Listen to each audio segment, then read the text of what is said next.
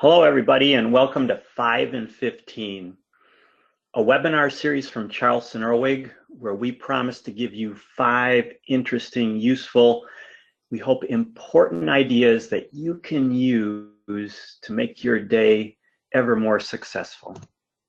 My name is Mark Gale, CEO of Charleston Irwig, a 100% employee-owned ESOP. You can send me questions or any topics you want to take offline, mark.g@charlestonirwig.com, or please use the chat pane to send us any questions during the webinar. We will get back to you with those either at the end of this, about 10 minutes for contact, 5 for questions. We'll email the answers to everyone afterwards so you can get the benefit of the entire presentation. Product naming in the digital age. Some say all the good names are taken. Is that true? Well, we certainly hope not, and of course it's not. Naming has become a little bit more difficult, however. That's why it's so essential to follow a process to be successful. Whether you're renaming a branded merged company or creating a name for a product in a specific market. We're not going to go through this entire chart. I'll send it to you if you like. We are going to go over 5 critical rules to help you be more successful with branding. And all this information is scalable depending upon how big or small it might be. Rule number 1, comprehensive input equals commitment to the vision. That's what the result will be. The brief. Let's start with the brief. You need to answer insightful questions to help get everybody involved in the same place. The goal here is agreement on where we're going, not necessarily a specific word set. The word set comes later. We would recommend a branding workshop, especially for big initiatives such as a merger, acquisition, a major launch, where people new to the organization, old, the veterans to the organization, from legal, from marketing, from sales, from every aspect. You might be surprised where some of the great ideas come from. They all get a voice, but they don't get the gavel, as we like to say. There still needs to be structure. That's where a third-party facilitator can come in. We often do this for clients. It could be someone that you work with to break ties and also to manage. Some people are a little bit more vocal. Some people clearly have great ideas and they don't come out. The facilitator can help do that. Rule number 2, engage in disciplined ideation. Yeah, there are naming exercises you can go through. Some go down the path of what is it? What does it do? What does it mean? There are exercises where you flip open a dictionary and look at a word and free associate off that, and good names come out of those things. That's kind of free form. In order to get where you need to go, especially in this digital, more complex age, there needs to be some structure. Informed teams, several, who have the brief, who work for your organization, who are enmeshed in the product, who know the customers, matched with what we call naive teams. Agency partners we have where all they get, and they're from a different industry, is the brief, and we say, see what you can come up with.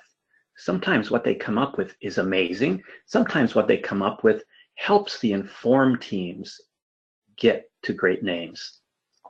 Be broad in your thinking, local, regional, global, various demographics, to make sure we get a rich source.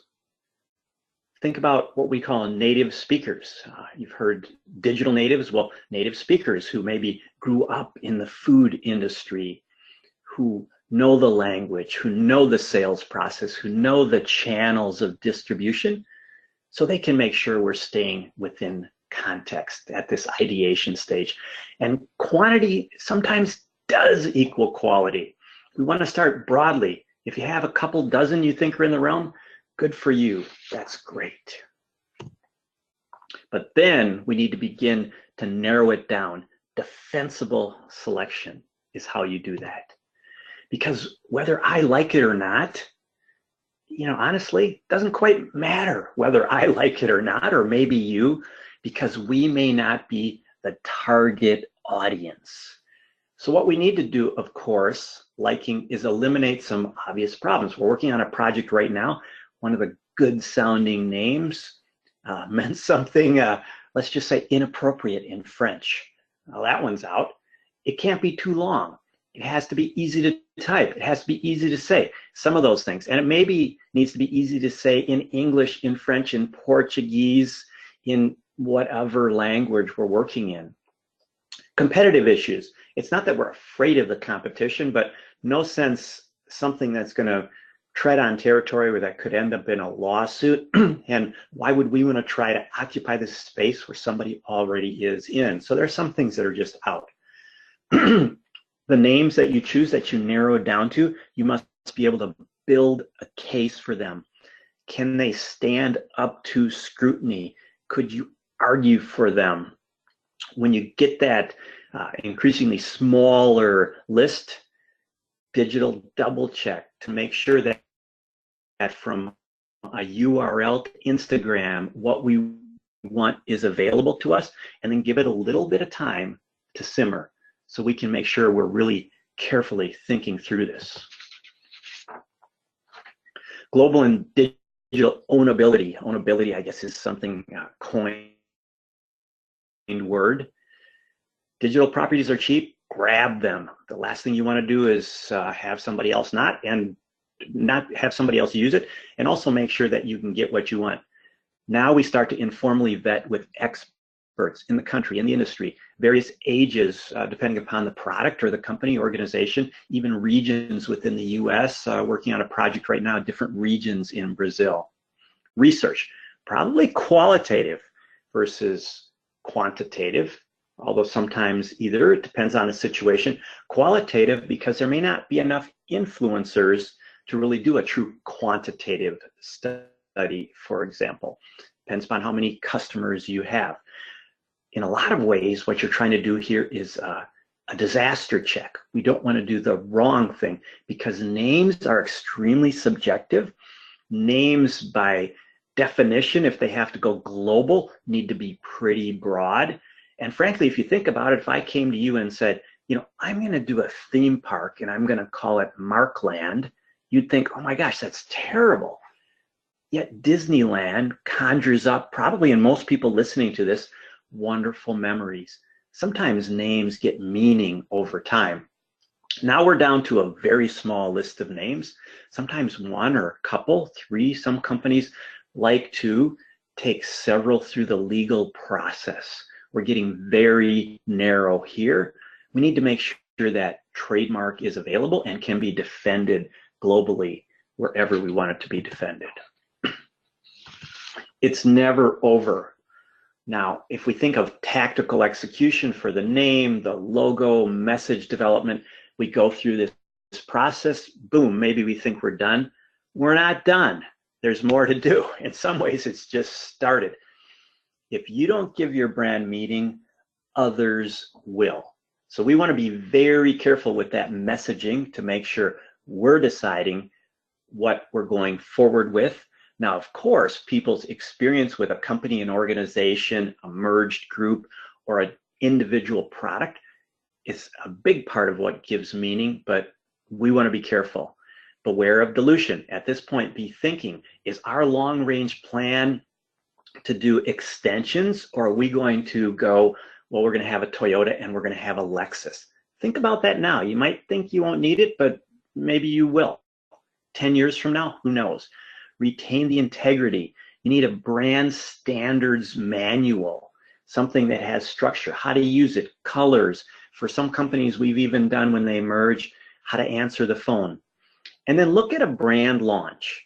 Sometimes that may just be internal, soft launch, but usually it should start internal and then through the organization, customers, sales, influencers, all the way out. Have a plan of how you're going to do that so you remember to control it.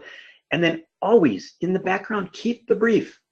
So we're making sure to pay attention to where we said we were going to go. Are we getting there? Review quickly. You need that brief insightful questions to make sure you're going the right way.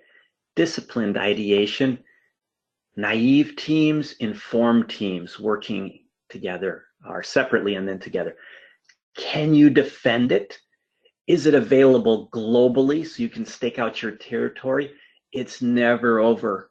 Brands' names are living things that must be carefully stewarded going forward forever. Here's another look at that. We're not going to go through all of this. This leans a little bit more toward name and logo creation. I can send this to you if you like. And with that, let's get to some of your questions. First one here. We're excited to be going global next year, but our brand name search revealed the name doesn't translate into Chinese. Any suggestions? Well, believe it or not, we've had that situation within the last 6 months.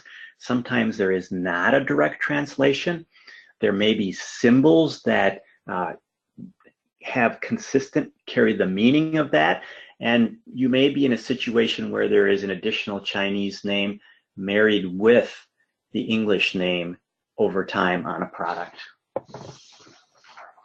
Another question, we're just naming a regional product. Do we really need to worry about all of this?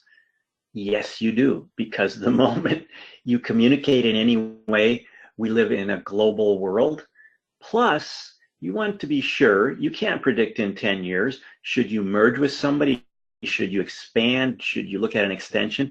You want to make sure that you take a long view to be able to protect yourself going forward. So many times companies just end up with this mashup of names, and then their market expands, and it's a problem for them to reconcile. Another question, how do you feel about made-up words versus words everyone would understand? Well, increasingly, made-up words are more common, or words given a new meaning are more common because of some of this proliferation of products and over time a growing consumer society, B2B and B2C. But I always think back to one of the classic great names, the Sears Die Hard battery. It conjures up these images to me of these commercials, where there's a blizzard and which car starts in the parking lot?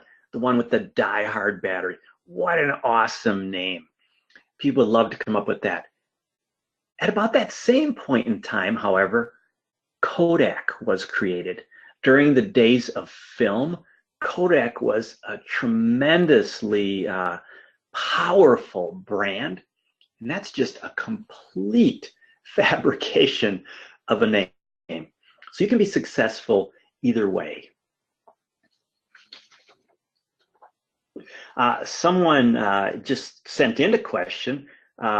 Someone's squatting on a name I want. They're not using it, but not selling it as a reasonable price. That's a problem. People still go out and buy URLs and trademark names. There are a couple avenues there. One, depending upon what category they're using it in, they can't protect usage in terms of federal trademark. And this extends globally if they're not using it. You need a trademark attorney to help you with that. So you can consider that. And then the second thing is, if someone is being unreasonable regarding the URL, you'll have to make a decision as to whether you want to spend the money to do that, or you're going to have to abandon that. Part of that is the size of the market, and whether we've seen them go for a few $1,000s to tens of thousands of dollars, how long it's going to take you to recoup that. Can qualitative research, another question here, tell us what we need to know about whether or not our name is decent? Qualitative research certainly can give you a very quick indication of whether you have a problem with your name. That in some ways is really important as you try to have something extend around the world. It's also why you see sometimes a different name for a same product around the world, because what was brilliant in one area won't work in another. But yes, what you're trying to do, and I don't mean to minimize it, you're trying to make sure you're not conjuring up an image or name, an identity people that don't want or wouldn't be appropriate, and pretty much to look at that you're starting with a clean slate to move forward. And with that name, then you can give it meaning over time. Well, we're at 15 minutes and just a little bit more. So we're going to wrap up here. My name is Mark Gale, CEO of Charleston Rowwick, 100% employee owned, transition we recently made and are very happy and proud about. Please send me any questions you might have, mark.g@charlestonrowwick.com. We'll forward the questions. We didn't get to all of them to everybody who's been here, so you can take a look at them. Excuse me. And watch for the second week of September when we'll be doing our next 5 and 15. Going to announce soon the topic for that one. Meanwhile, hope you're having a great day. Thanks so much for joining us for 5 and 15.